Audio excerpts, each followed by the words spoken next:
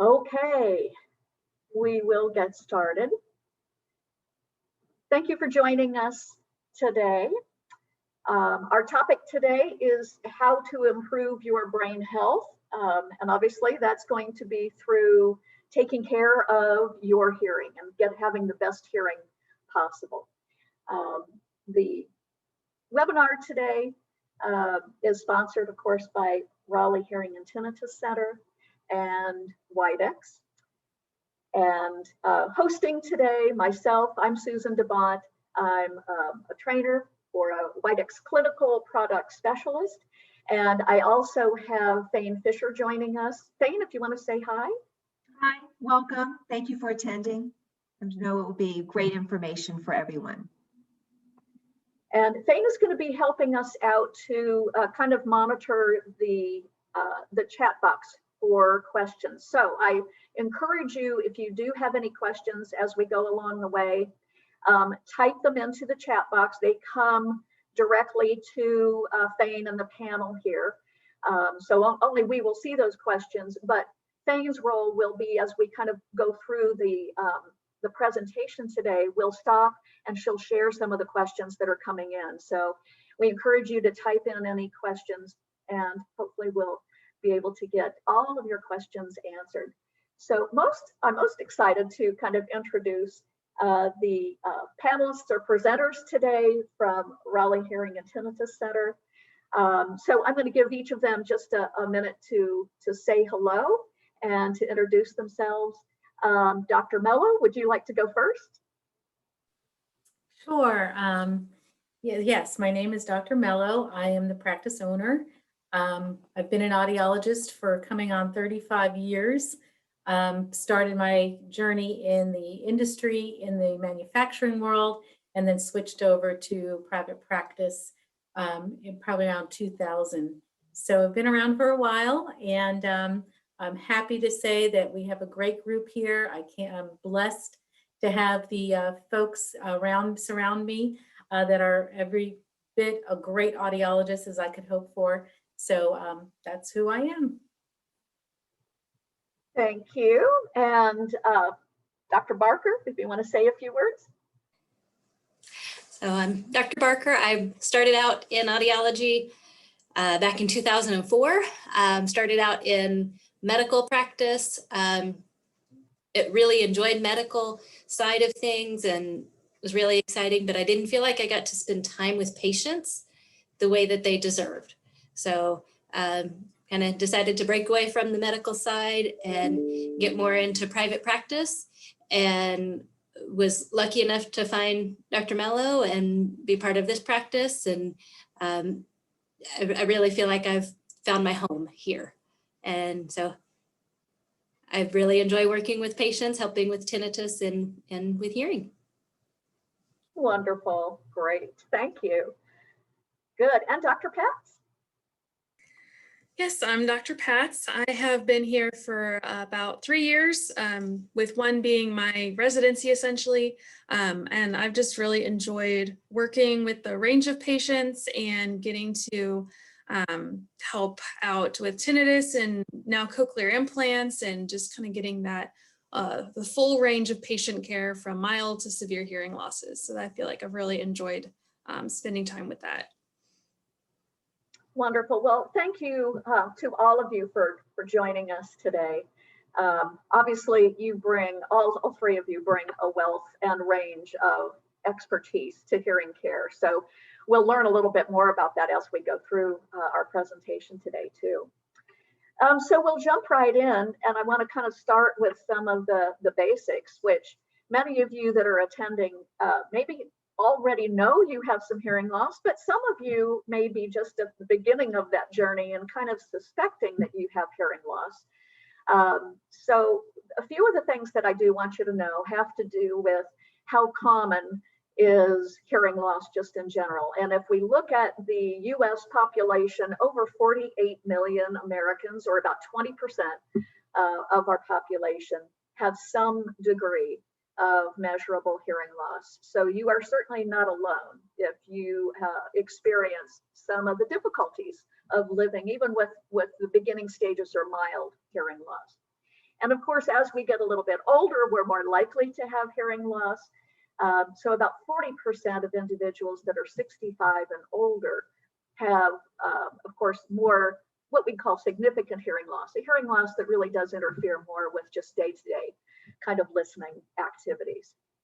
So how do you know if you have a hearing loss? And obviously you may be attending because you have a friend or a family member that is having difficulty. So you may recognize through your own experience or through observing them some of these things.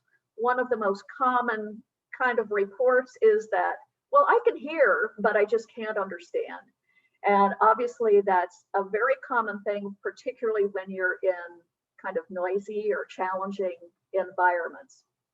And those particular environments are typically when we're in like restaurants or larger groups of people, maybe where there's more than one conversation going on at a time. And that's what makes it difficult to hear that one voice against the background of other voices. Even with mild hearing loss, people do tend to ask for people to repeat because there'll be some doubt or unsureness of did they hear it correctly.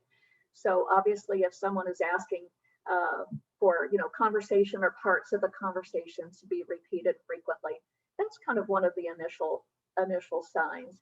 And if you find that it's real important to be able to see someone in order to be able to hear them, we use visual cues ever as much as we use our hearing in general conversation. So when our hearing starts to decline a little bit, we may depend more on being able to see the person who's speaking, because we not only read their lips to a degree, but we read their facial expressions to kind of understand the context of what they're saying as well. And of course, if you find the volume on the TV or the stereo or the radio is kind of slowly creeping upward, obviously you're kind of compensating maybe for some hearing that's not quite as good as it once was. And then I often have comments when people come in, particularly if they're still kind of in that stage that they're kind of still denying that they have some hearing difficulty. They will really feel that it's not them and that it's no one else, in my family or my friends speak clearly anymore. Everybody kind of mumbles. And I will say, indeed, we do find ourselves surrounded by people who talk quickly, or maybe begin a conversation and then turn away to do something else. And so the conversation kind of, trails off. But if you find that this is an experience with more and more people, indeed, it may be that you're not hearing quite as well. They could be mumbling too, but it could be that you're not hearing them as clearly and easily as you once did. So these are just some of the kind of initial signs and common kind of complaints that people do have when they're beginning to experience some hearing loss. Now, we know that among seniors, as we've looked at before, about 40% of those 65 and older will have more likelihood of hearing loss. And it is ranked among seniors as the third most disabling but treatable kind of health condition. And it falls right behind arthritis and hypertension. So again, a very common but treatable kind of health condition.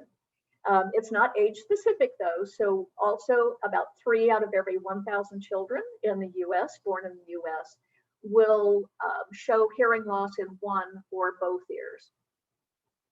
One thing that we do know, obviously regardless of age, is that living with hearing loss can have a negative impact on our overall quality of life. It interferes quite often with our personal relationships, conversational listening, in our social relationships. Obviously, if you are still young and in classes, it can interfere with your ability to learn, and in the workforce, in the workplace, being able to participate fully at work.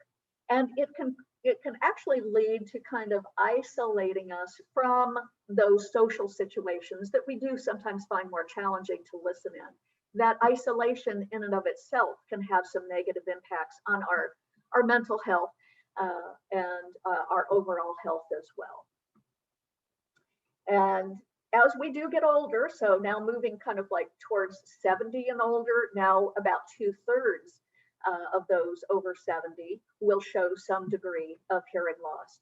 And the longer that we live with untreated hearing loss, the more of an impact it has, and particularly an impact on our brain's ability to function.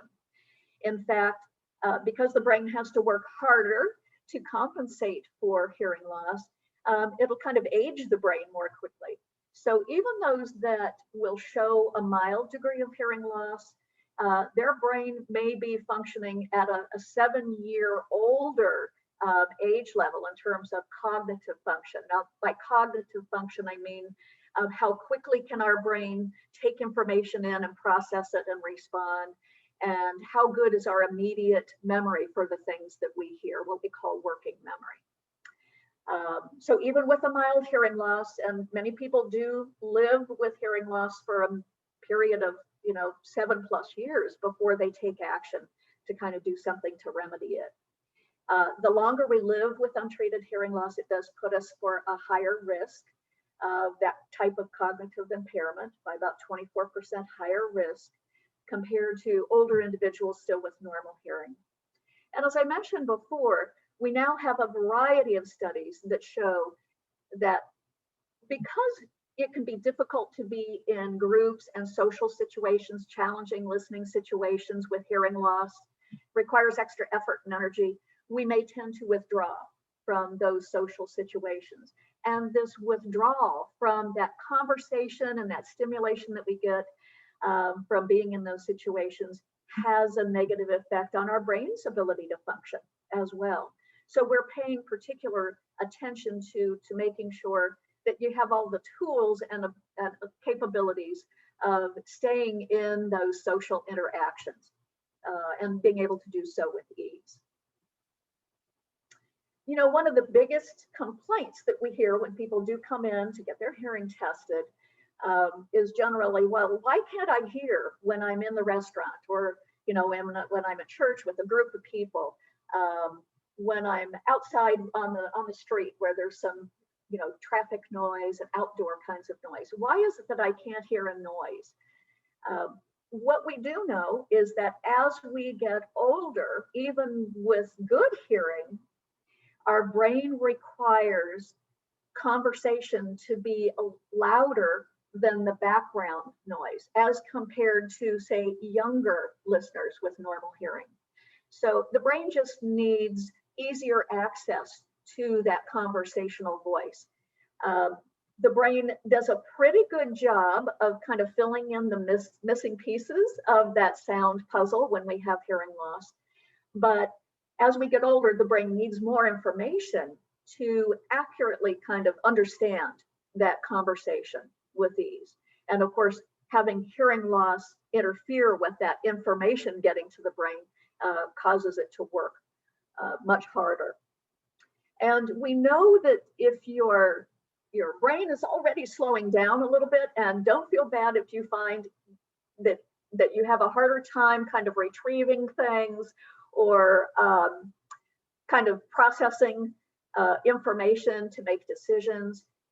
Studies do show us that even at the age of 50 with normal hearing, our brain processing speed is beginning to slow down. So an amount of that is kind of a normal kind of cognitive result of aging.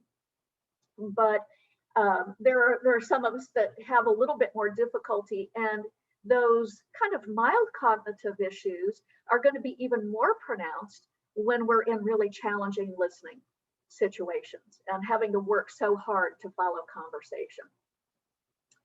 So all in all, we know that hearing loss does make the brain work harder. There are studies that actually show that there are physical changes in the structure of the brain when we are living with hearing loss. The brain does a pretty good job of being able to separate a voice from other background sounds, so kind of identifying speech. But it does need that complete picture of sound to hear and understand with ease.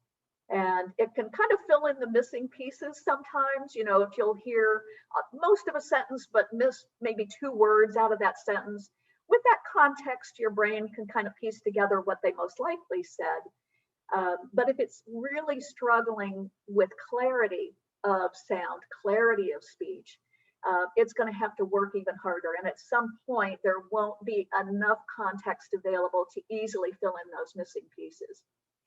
The brain also is typically pretty good at kind of focusing on a voice and kind of tuning out the unimportant kind of background sounds or the background noise. But as we get older and as we may incur more hearing loss, that's going to be harder and harder for the brain to do.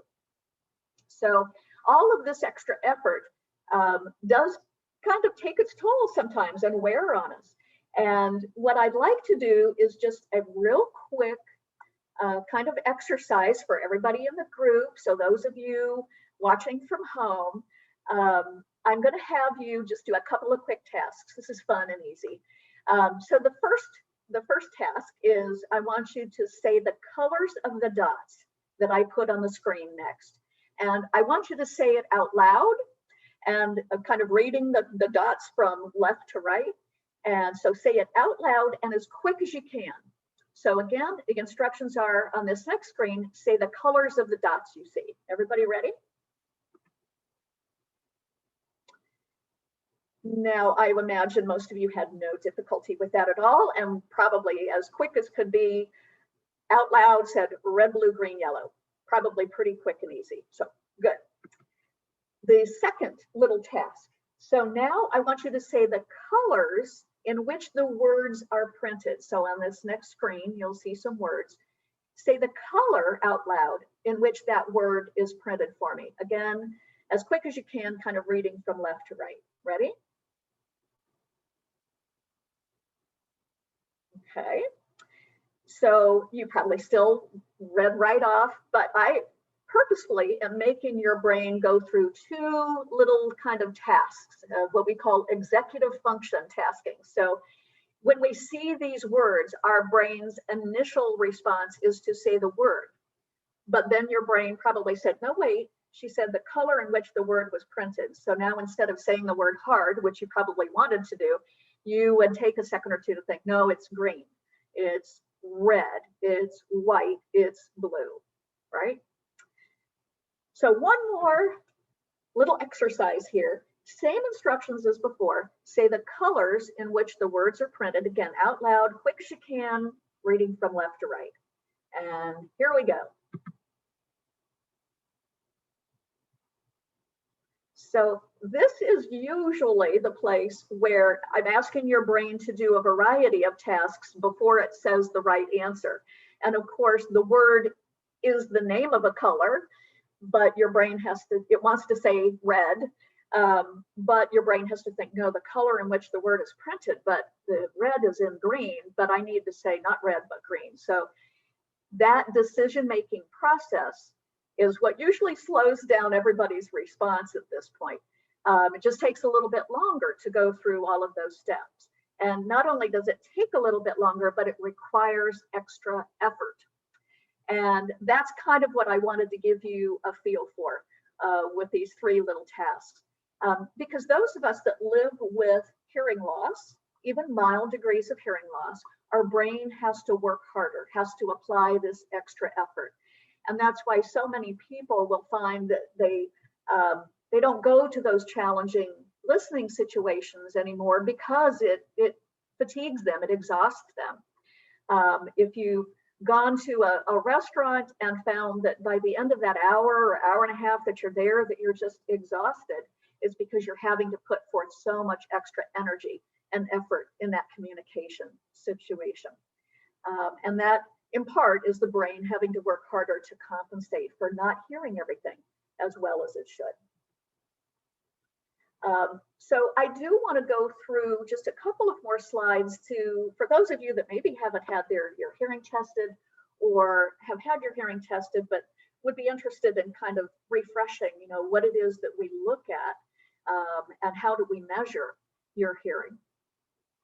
So just remember, our hearing is a 24/7 sense, meaning that our hearing never shuts off. Even when we are sound asleep, our ears are still listening, our brain is still kind of monitoring. And of course, if you hear an unexpected sound, or the alarm clock. You know, the brain is always listening. Our ears are always working 24/7. And indeed, we hear with our ears, and that's the outer ear, middle ear, and inner ear. But obviously, that information is processed in the auditory cortex area of our brain. So we understand and make sense out of what we're hearing, and, you know, decide on the importance of what we're hearing and what to respond to and what to ignore, because our brain is doing all of that processing for the understanding side of it. Now, there are a couple of different types generally of hearing loss. So I'll cover those here. We have hearing loss that occurs more in the outer and middle part of the ear. So it's basically a small percentage of the hearing loss that we see, but it does result in the transmission of sound not getting to that inner ear. So that might be simply like wax buildup in the ear canal. It might be some damage to the eardrum from an accident, or maybe even the 3 little bones in the middle ear being damaged from, say, like a head injury or something like that. So that conductive mechanism, conducting sound from outside the ear to the inner ear, is disrupted. And in many cases, this is something that's maybe medically treatable. But we want to differentiate that from what we call sensory neural loss, which is the inner ear, that section that represents where sound mechanics and vibration is turned into a nerve impulse, an electrical impulse, and that's why they often call it nerve deafness. And this can be a result of a number of different things, from aging, from certain kinds of health issues or diseases, and sometimes we may inherit the proclivity for a sensory neural type of hearing loss too. And in that case, when those little hair cells deep in the inner ear are damaged, they don't tend to rebuild themselves or return. So with a nerve type of loss, sensory neural loss, typically it is a more permanent type of loss. Now, how do we know this? We can't look in the ear and see where the hearing loss is originating or what degree of loss. So we do a hearing test and we plot it on a graph called an audiogram. And of course, we have you listen for just the basics, kind of a baseline hearing test. We have you listen to a variety of different pitches of sound, from bass tones to treble tones. And of course, we're measuring how loud does that pitch need to be for you to just be able to hear it at its, its softest level of perception. So when we do a hearing test, we're giving you those beeping tones, typically asking you to push a button, raise your hand when you just begin to hear them. And then what we'll do is plot out on this audiogram how you've heard in the right ear and the left ear. Right ear is always in the red circles, the left ear in the blue X's. So now we can see how the right ear hears compared to the left ear right on the same graph.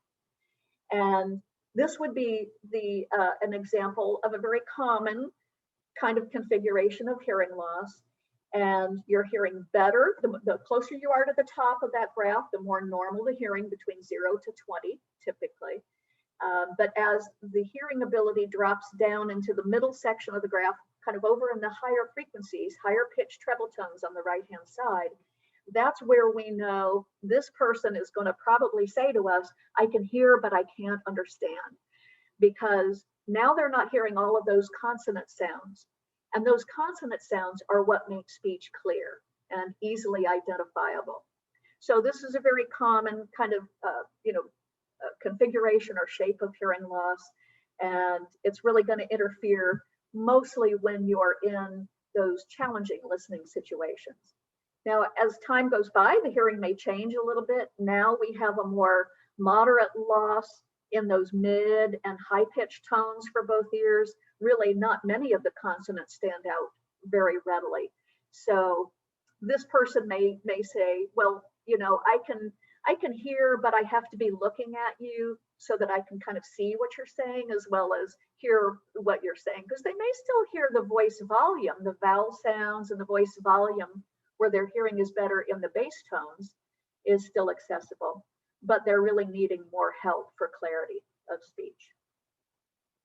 And then we may get to a point with a more severe degree of hearing loss. And obviously in this case, even the vowel sounds are difficult to hear. And this person is typically the person that needs to be very close to you to hear you easily and be looking directly at you. So using a lot more of those visual cues. We can help with any of these degrees of hearing loss to kind of give back the pitches of sounds that you need and that your brain needs to understand. Now, before we move on to this next section, I just want to ask a couple of things. First, any comments from any of our panelists about, because you probably do this type of testing plus other types of testing when people come in to get their hearing evaluated. Anybody want to kind of add in any comments, any things that I missed?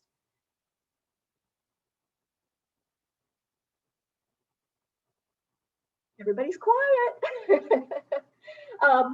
So if you think of something, just go ahead and jump in, unmute yourself, please, unmute and jump in. But I will ask Thane if there have been any questions from coming in, typed in on the chat. I encourage everybody, these questions only go to the panelists. So you can kind of be anonymous in asking your question. But I really want to make sure for those of you attending, if you have questions, that we get them answered today. Thane, any questions that maybe have come in so far that would be good time to address?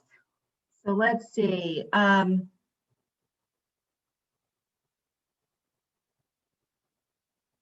have a question about tinnitus. I have years of tinnitus besides major hearing loss.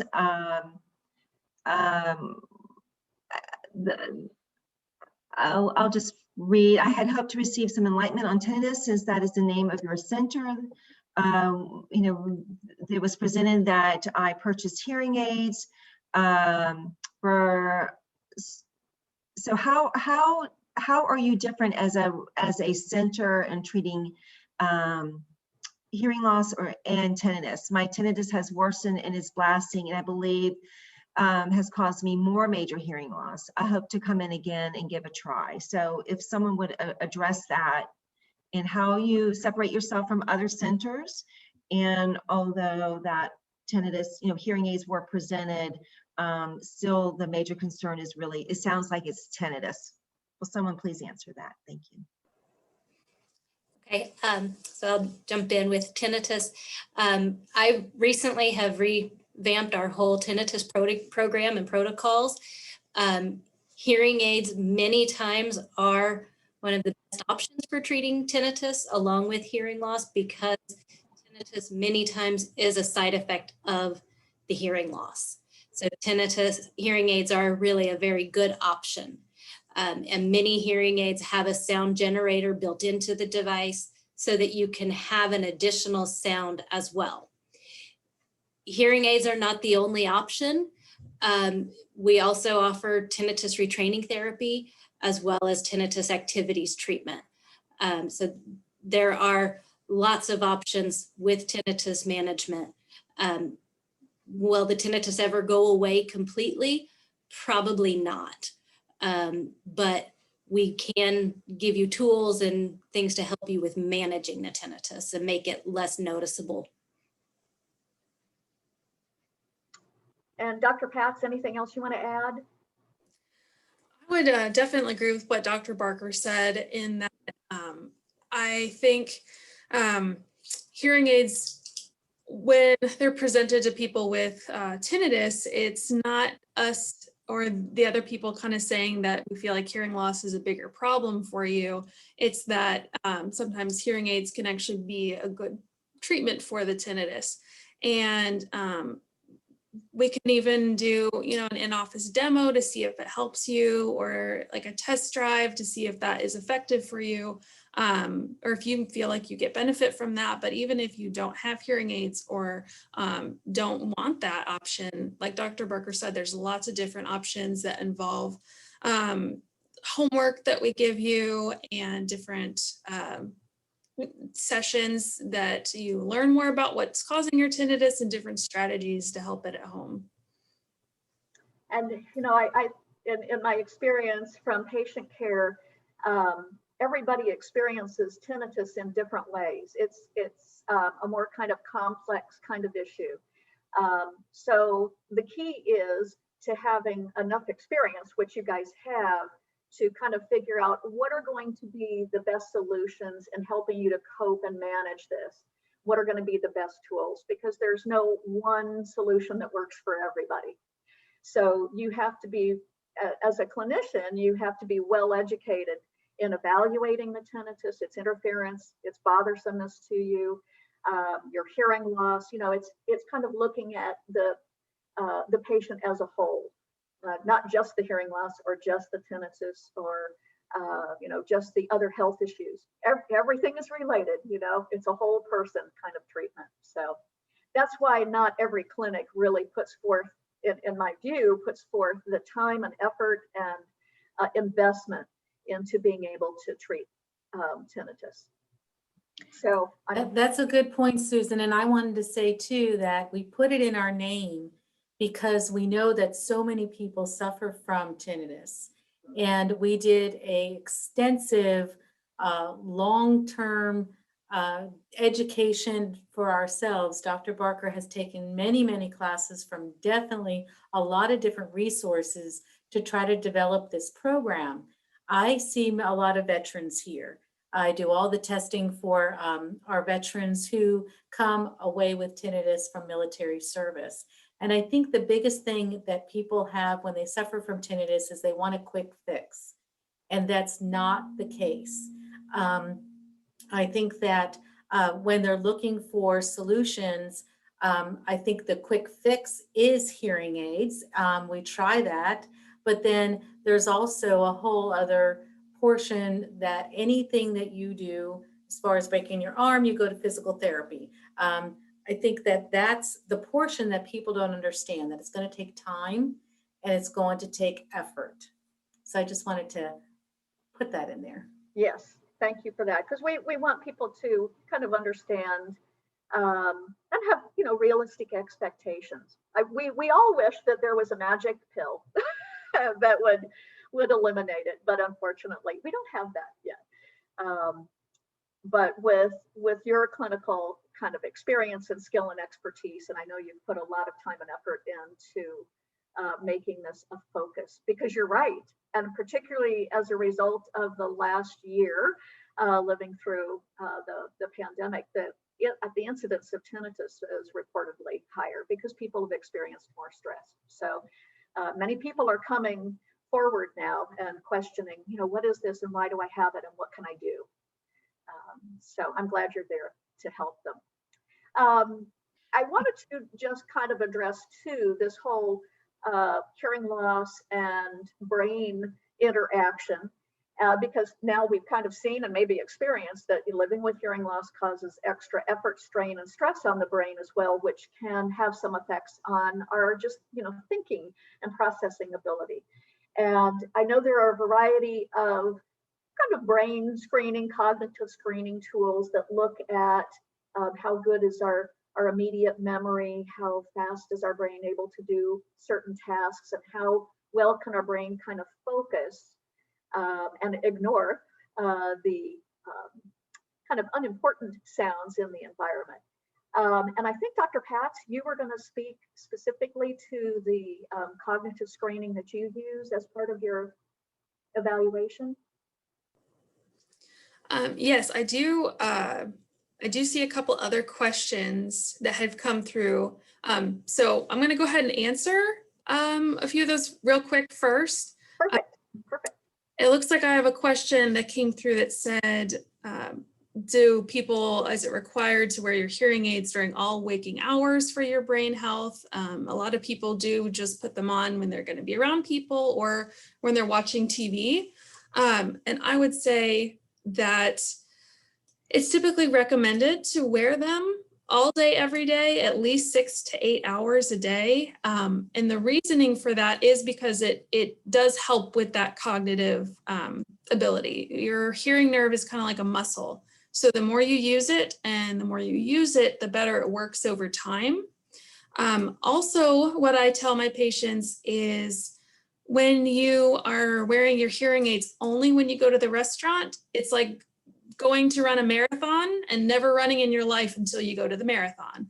You know, you practice in the easy situations before you get to the hard situation. So even if you're home alone, you're not watching TV or just reading a book, wearing your hearing aids, you're still hearing the air conditioning kick on and hearing car doors outside. So you're still training your brain in those situations and keeping that auditory cortex active.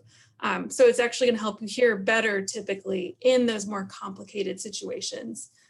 You do wear it more often. So I don't know if Dr. Barker or Dr. Mello have anything to add to that, but that's usually what I would recommend. Great. Any other questions before maybe share a little bit, because I know you are using a very new, innovative cognitive screening tool that I'm excited to learn more about. Yes. So the CogniView is, it's actually a computerized program. It's a computerized screening tool. The first, and I think the only of its kind right now, it is FDA approved. And so one of the things, as you've kind of learned so far, is that our cognition and our hearing is really tied together pretty closely. And so in order to evaluate how hearing aids are helping you and where your starting status is and things like that, that's why we use the CogniView. So essentially what it is, it's kind of like, it looks like a little laptop with a little wheel. And it runs you through different exercises. They're not auditory at all.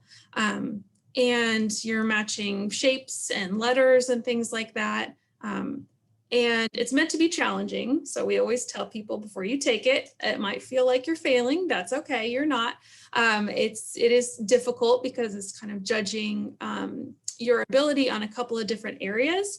Such as your memory, that executive functioning, so kind of how well can your brain understand the bigger issues, hand-eye coordination, that visual-spatial piece, and then some of your processing speed and reaction time.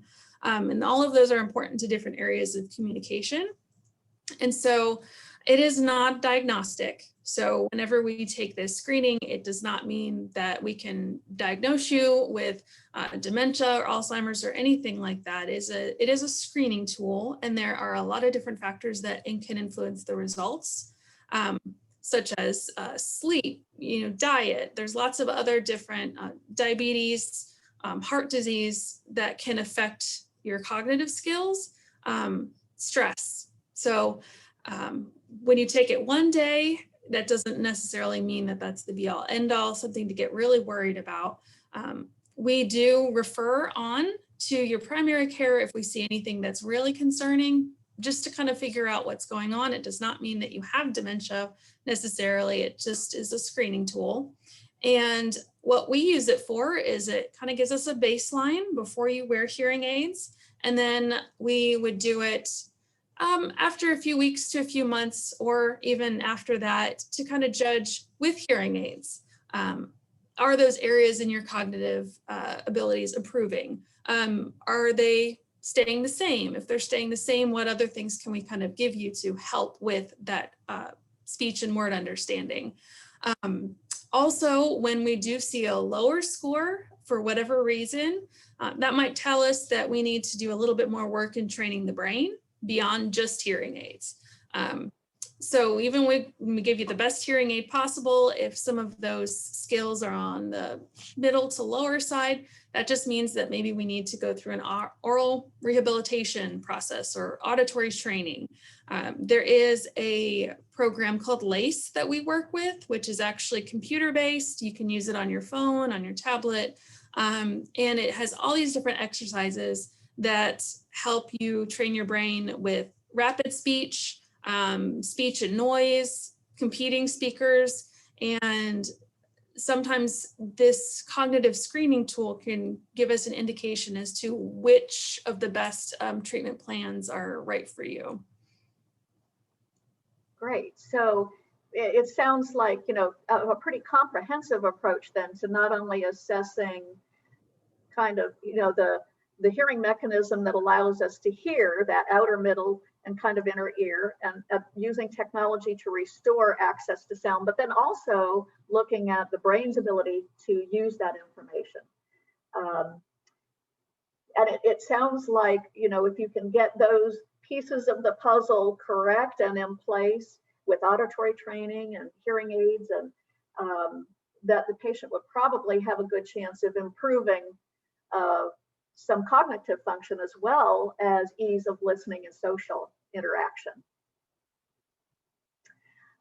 Well, thank you for that, because I know this is a topic that is a hot topic right now, and there's lots of research that's being done, and we've got evidence for this connection between brain and hearing and how we can improve both. So I'll talk a little bit about kind of the hearing technology side.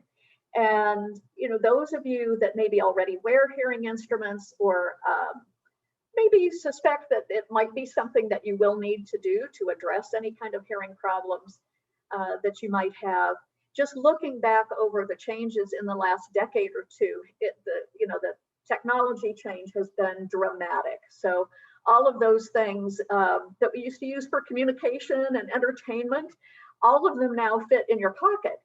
And that most of all of that capability is in your smartphone. And now we have hearing aids that connect to the smartphone. So we've got very powerful tools right in the palm of our hand. Now, if you already have hearing instruments, you might be kind of wondering, you know, when should I start to think, do I need new hearing aids? And obviously, if you have hearing aids that are maybe older than 5+ years, there may be enough change in your hearing over that period of time, and there may be enough just change in technology that some of the new features would help you a significant amount more. So we do expect that with wear every day, we know that most hearing aids have that lifespan, most people will say about that 3 to 5 year period of time. If you, with the use of your current hearing aids, you're still struggling to hear, struggling to have conversation, you know, with family and friends, then you may want to think about, is there something out there that will give me greater ease of hearing and conversational listening? If you find that you're taking the hearing aids out in noisy environments because they're uncomfortably loud, certainly the current technology can keep you comfortable even in very loud environments automatically. So it can allow you to kind of withstand those maybe short-term loud, noisy places without having to pull the hearing aids out. If you've noticed that your hearing ability has changed kind of rapidly, a sudden change in hearing, or something that has changed significantly, like your ease of hearing compared to 6 months ago, it just doesn't seem to be what it used to be, we really encourage you to come in so that we can evaluate the current settings, your current hearing loss, and make sure that the hearing aid capability and settings are going to match what you need currently. If you have to take the hearing aid out to talk on the phone, in many cases that's no longer necessary. The hearing aids can work much more readily with that conversational phone listening, hearing that caller with ease. So we don't want you to have to do that. And as a hearing aid gets older, it may need more attention and service and repair. And if it's out of warranty, that may be costing you some out-of-pocket expenses. So at a certain age, we wouldn't want you to be putting money into older technology. It may be better to take that investment, put it into something new, which will have another warranty period where you won't have to worry about, you know, any expenses on repairs. And then certainly if your hearing aids are spending more time in your pocket, in your purse, or in the drawer, you know, that's not good. You invest money in technology, and we really want to make sure that you're getting your investments worth out of that technology, which just means that you should be comfortable with them, able to wear them throughout your whole day with ease, and, you know, really be getting benefit out of that investment. So let me just highlight a couple of things about Widex hearing aids. And the current hearing aid family that we have is called the Moment.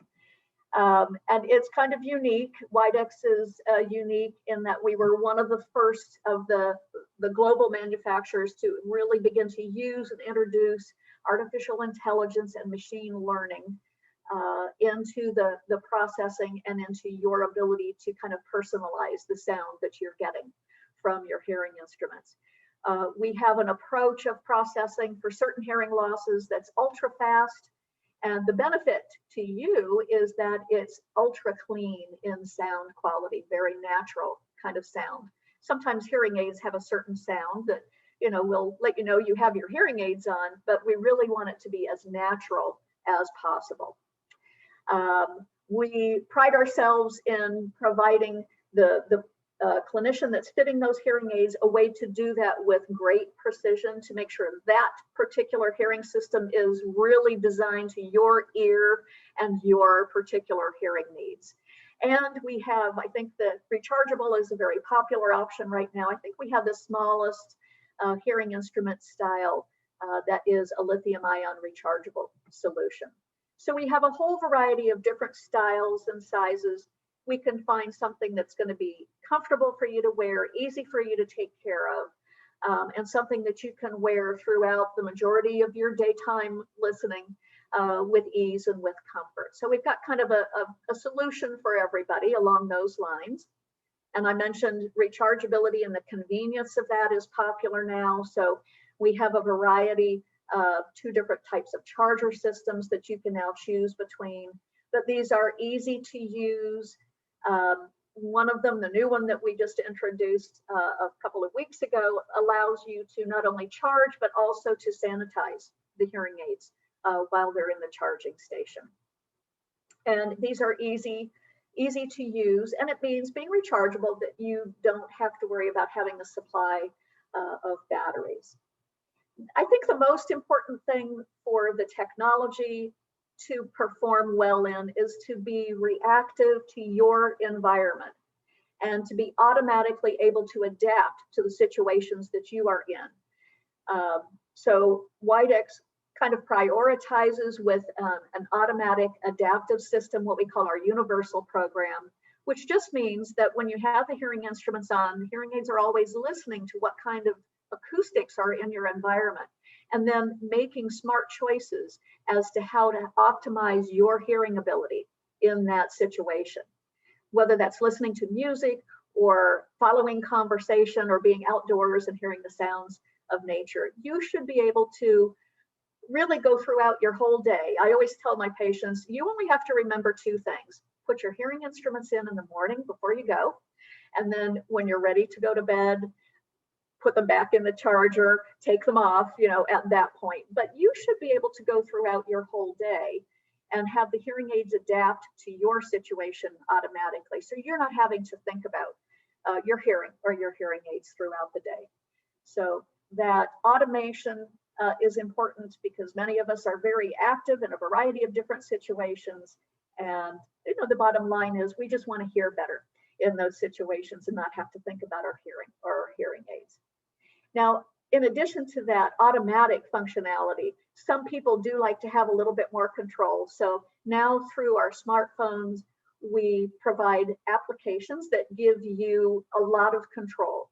Very simple to use, allowing you to change between different listening programs that your clinician may give you, even ways to kind of create and fine-tune those programs to your particular listening preferences.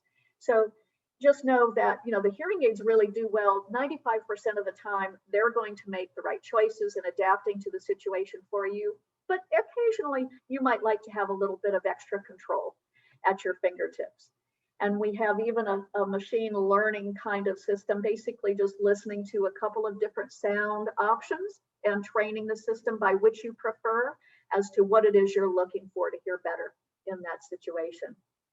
And then there's even very simple applications that you can have downloaded on your phone, and these are free, that allow you to change volume, choose programs, and real simple kind of control as well.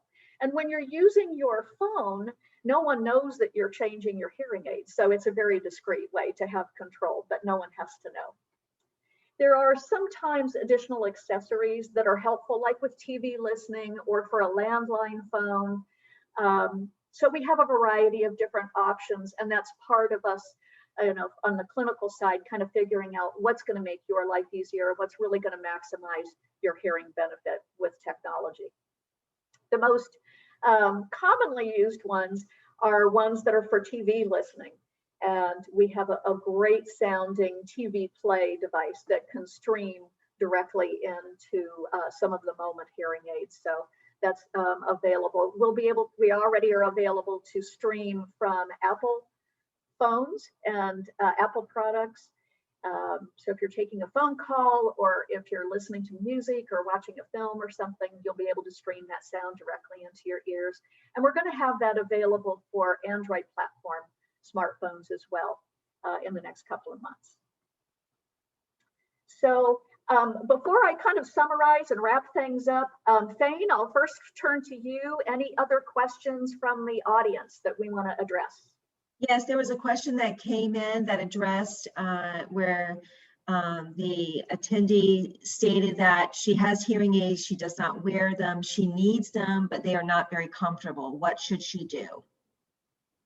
Great, and I'll turn to the panelists. Any of you that want to jump in?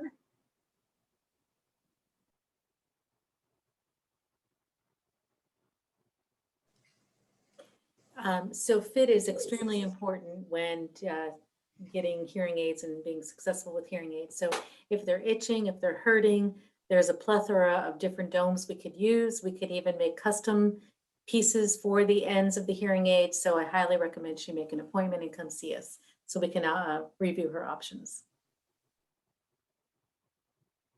Great. Thane, any other questions? That's it for now. I mean, these questions have been great, and certainly the answers are too. So let you continue. Okay. So just to kind of wrap up, what are the takeaways from today? And really, I want to, hopefully we have demonstrated what are the good reasons if you feel like you might have some hearing loss. Why would we be encouraging you to get that baseline audiogram, update your hearing test if it's been several years, or certainly if you've noticed changes in your hearing or changes in the benefit from your current hearing aids, as the last person asked. So some of the big reasons why we want you to kind of take steps and act sooner rather than later is hearing is so important for keeping us in touch with the environment of sound around us. And that's for enjoyment purposes of hearing the world of sound, rainfall, wind in the trees, birds chirping, the sound of, the kids playing outside, some of those great kind of just environmental sounds that keep us connected to life, but also for your safety and awareness. If you're walking down the street, getting ready to step out into a busy potential intersection, I want to be sure that you're going to be hearing a car approaching from the side or a cyclist that's going to be passing you and giving you a heads up that they're passing on the right or the left. So just the safety and awareness of our environment. Obviously, for connection to our family and friends, and the importance that we now know of staying engaged in social activities, social participation. It's good for our emotional health, and it's good for our mental health as well. And of course, the ability to hear conversations, particularly in challenging listening situations, hearing on the phone, in order to keep you active, engaged, learning, and maybe most importantly, staying independent, not having to rely on others for hearing for us in those situations. And overall, to kind of reduce the stress on your brain through that extra added listening effort that hearing loss can occur. And we know with that treatment that it will, in the long term, keep your brain more active and more fit. So to kind of wrap up, I always try to kind of simplify things to like, okay, now I know I need to do something, but what's my next step? So actually, we have 3 steps.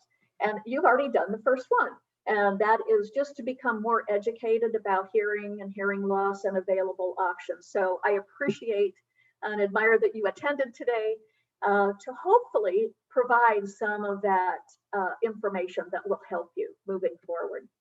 And then, of course, the next most important step is to find someone who is an expert in the field, who's knowledgeable, stays on top of the technology changes that can change so quickly. And most importantly, to kind of help help you figure out what's going to be important as kind of a plan for your particular needs. Because again, everybody is so different. Our listening situations, our lifestyles are all so different. It's great to have someone that can help you on that journey to kind of figure out what's going to be the best solution for you, both in technology and in your investment in that technology. And then the third step is to take advantage of opportunity to actually come in and talk, have a consultation with our very knowledgeable hearing care professionals that are on our panel here today. And I'll have them speak a little bit to kind of what would happen coming in for that initial kind of consult, and what they would be doing during that, and maybe even having that opportunity to listen to hearing technology as well. So anybody want to jump in and kind of maybe give us just a quick rundown? If someone schedules an appointment today, what can they expect when they come into your office for that first time? Yeah, so if someone calls to schedule, what happens is we first do a comprehensive hearing evaluation. So we see what your hearing results are, what your hearing loss is. We could do of course, the cognitive screening, so we can evaluate your cognitive abilities as a baseline to kind of evaluate what hearing or understanding treatment is best for you. We would also then, usually we try to do an in-office demo to have you listen to the hearing aids, see what it's like, especially if you've never had hearing aids before, you've never heard before. It's kind of hard to understand what better hearing sounds like. And then a test drive. So being able to take the hearing aids for a week and understand better in your own situation, because we always understand that in the office, it's the easiest possible listening situation. So it's two people in a quiet room, and the real struggle is whenever you're at home, in a restaurant, listening to TV. And so being able to have the opportunity to do that is very important.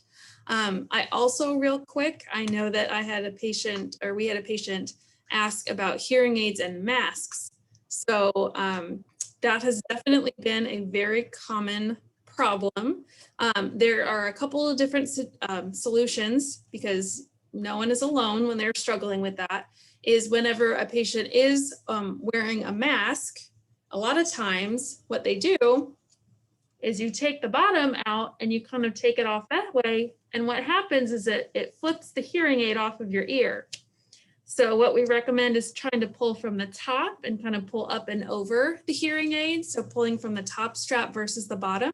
And then we also have these little bands, and that actually can clasp onto your mask behind your head. And so it takes the mask off of your ears. And so you can listen to it freely that way without worrying about it being on your ears at all. And those are available at our office for free. So if you ever want to stop by, or the next time you're in the office for a visit, especially if you're coming for a listening demonstration of some of this new WideX technology, you can pick one up while you're here. Great, yeah, great question, with wearing masks as much as we do these days. So thank you, yeah, for addressing that. I would like to encourage anybody that's attending today, if you're interested in maybe scheduling an appointment, if you would type into the chat, you can type in your name, and if you'd like for the office to give you a call to schedule a time for you to come in and meet with one of our doctors of audiology, please go ahead and do that. We'd be happy to get you in as soon as possible for that consultation and evaluation, and maybe that listening demonstration. I know a lot of people are kind of hesitant because they've never had hearing instruments on before. What's it going to feel like? What's it going to look like? What's it going to sound like? And so just that quick in-office demonstration can help, answer and calm a lot of those concerns. So if you would like to call us to schedule, and request an appointment. A couple of ways that you can do it. Here's the office number, 919-790-8889. And then I would encourage you to visit the website, which is www.raleighhearingandtinnituscenter.com. And you can actually schedule appointments through there, look at all of the other services that are offered, find out more information about the staff, and see the other educational events. We're hoping that we'll be doing some more of the events, and it sounds like maybe tinnitus would be a good topic for our next speaker series and webinar. So for those of you that do take advantage and schedule an appointment today, I know there are going to be some special offers for those that attended this webinar. So encourage you to take advantage of that as well. So that about wraps us up. I do want to stay on for a period of just a few more minutes. If there's anything else that our panelists would like to add today, you know, please, or if you have questions, get a last minute question in for one of our panelists, please go ahead and type that into the chat. Or if you'd like for us to call you to schedule the appointment, please type your name and phone number into the chat. And Fane will collect that information and make sure that you get a phone call. So thank you for joining us today. Any other last minute questions, Fane? How are we doing? We're doing great. I think someone who is, you know, we've got some responses that they appreciate what the information we presented today. Thank you. We'll be making an appointment. So we truly appreciate you joining us today. I hope this has been very helpful. Anyone else who'd like to add?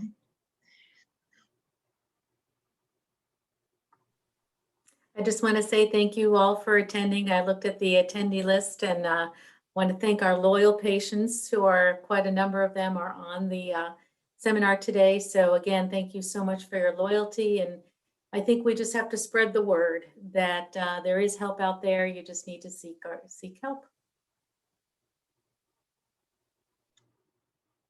Very good. Well, thanks everybody. I hope you have a wonderful, wonderful afternoon, and we'll see you on the next webinar.